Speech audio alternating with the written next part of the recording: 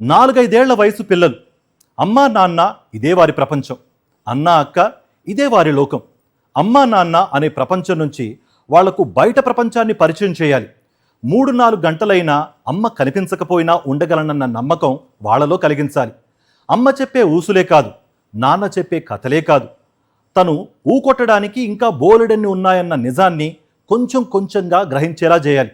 అందుకోసమే Kinder garden, కేవలం అందుకోసమే ఎల్కేజీ యూకేజీ.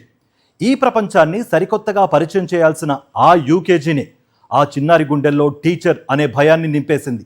అది ఎంత భయంకరమైన భయం అంటే, ఆ భయాన్ని తట్టుకుని కొట్టుకునేంత శక్తి లేక ఆ చిన్నారి గుండె ఆగిపోయేంత.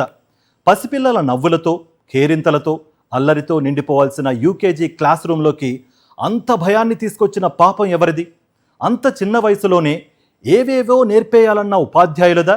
అంత చిన్న వయసులోనే తమ పిల్లలు ఎంతో ఎదిగిపోవాలని తప్పించే తల్లిదండ్రులదా? విశాఖ వన్ టౌన్లోని లిటిల్ గార్డెన్ స్కూల్లో ఘోర విషాదం చోటు చేసుకుంది. యూకేజీ చదువుతున్న ప్రణయ తేజ గురువారం ఉదయం పాఠశాలలో కుప్పకూలిపోయాడు. హోంవర్క్ చేయలేదంటూ టీచర్ కొట్టడంతో బాలుడు తీవ్ర భయాందోళనకు గురై కుప్పకూలాడు. బాలుడు స్కూల్లో పడిపోయిన వెంటనే మరో టీచర్ సిపిఆర్ చేశారు. అనంతరం ప్రైవేట్ ఆస్పత్రికి తరలించారు. అక్కడి నుంచి మధ్యాహ్నం 12:30 గంటల సమయంలో టీచర్లు బాలుడిని కేజీహెచ్కు తీసుకొచ్చారు. కేజీహెచ్లో వైద్యులు ఈసీజీతో పాటు పలు పరీక్షలు నిర్వహించి బాలుడు అప్పటికే మృతి చెందినట్టు నిర్ధారించారు. బాబు పొద్దున్న స్కూల్కి బాగానే వెళ్ళాడు.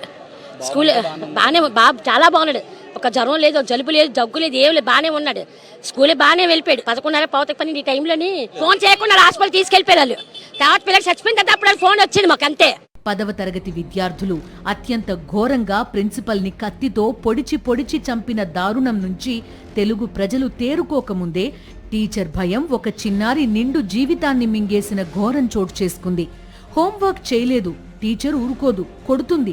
ఈ ఆలోచనే ఇంటి దగ్గర నుంచి ఆ చిన్నారిని తీవ్రంగా భయపెట్టింది. క్లాస్ రూమ్ లో హోంవర్క్ చేయలేదా అంటూ టీచర్ కళ్ళు ఉరిమి చూసేసరికి, చెంప మీద చిన్న దెబ్బ కొట్టేసరికి ఆ పసికందు తీవ్ర భయాందోళనకి గురయ్యాడు.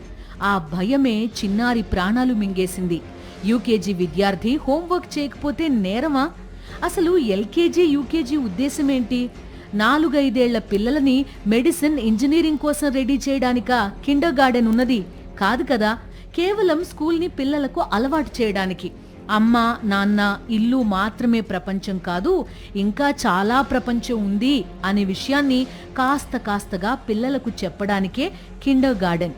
అమ్మని వదిలి 4-5 గంటలు ఉండడం అన్నది ఆ చిన్నారులకు అలవాటు చేయడం కోసమే కిండర్ గార్డెన్. అలాంటిది స్కూల్ అంటేనే వణికిపోయేంతగా, కాదు ప్రాణాలే విడిచేంతగా ఆ పసికందులో భయాన్ని నింపేసే విద్యా విధానాన్ని ఏం చెయ్యాలి? తెలుగు రాష్ట్రాల్లో కానీ, ఆ మాటకొస్తే దేశంలోనే ఎంతమంది ప్రణయ్ తేజలు నిత్యం భయపడుతూ స్కూల్కి వెళ్తున్నారు? ఎంతగా పానిక్ అటాక్కి గురవుతున్నారు? ఎప్పుడైనా ఆలోచిస్తున్నామా? స్కూలుకి వెళ్లనని మారాం చేసే చిన్నారులను చూసి నవ్వడం మినహా వారి ఆందోళనని అర్థం చేసుకునే వాళ్ళు ఎంతమంది? భయం లేని బడితో విద్యార్థులకు స్వాగతం పలికే టీచర్లు ఎంతమంది? ఒక పిల్లవాడు టీచర్ని చూస్తే భయపడుతున్నాడంటే అది క్రమశిక్షణ కాదు. చిన్నారులపై శారీరక శిక్ష తక్షణ భయాన్ని కలిగించొచ్చు, కానీ దీర్ఘకాలంలో చదువుపై ఆసక్తి తగ్గడం, ఆత్మవిశ్వాసం దెబ్బతినడం, పెద్దలను చూసి భయపడడం, సమస్య వచ్చినప్పుడు దాన్ని దాచిపెట్టడం వంటి పరిణామాలకు దారితీయొచ్చు. అందుకే పనిష్మెంట్కి బదులు పాజిటివ్ డిసిప్లిన్ అవసరం. కానీ వీటి మీద దృష్టి పెట్టేంత ఓపిక స్కూల్ యాజమాన్యాలకు, టీచర్లకు ఎంతవరకు ఉన్నాయన్నది అందరిలో ఆందోళన కలిగించే ప్రశ్న. రకరకాల మనస్తత్వాలు ఉన్న చిన్నారులను తీర్చిదిద్దే తరగతి గదులు బెత్తం భయంతో విద్యార్థుల భవిష్యత్తుని తీర్చిదిద్దేస్తామని తల్లిదండ్రులకు హామీ ఇస్తున్నాయి. ఉపాధ్యాయులకు కేవలం సబ్జెక్టు బోధనే కాదు, చైల్డ్ సైకాలజీ, కోపాన్ని నియంత్రించుకోవడం, పాజిటివ్ డిసిప్లిన్ పై తప్పనిసరి శిక్షణ ఇవ్వాలి. ఒత్తిడిలో ఉన్న టీచర్కు కూడా కౌన్సిలింగ్ అవసరమే. ఒక చిన్నారి స్కూల్ బ్యాగ్లో పుస్తకాలు మాత్రమే ఉండాలి, మనసులో భయం కాదు. టీచర్ చేతిలో చాక్ ఉండాలి, పిల్లల మీద కోపం కాదు. తల్లిదండ్రుల గుండెల్లో నమ్మకం ఉండాలి, ఏదో ఆందోళన కాదు. పనిష్మెంట్తో పిల్లలను మార్చలేం. ప్రేమతో, ఓర్పుతో, అర్థం చేసుకోవడంతోనే వారి భవిష్యత్తును మార్చగలం. ఆ దిశగా విద్యా వ్యవస్థలో సమూల మార్పులను తీసుకురావడమే ప్రణయ్ తేజకి ఈ సమాజం ఇచ్చే నివాళి కావాలి.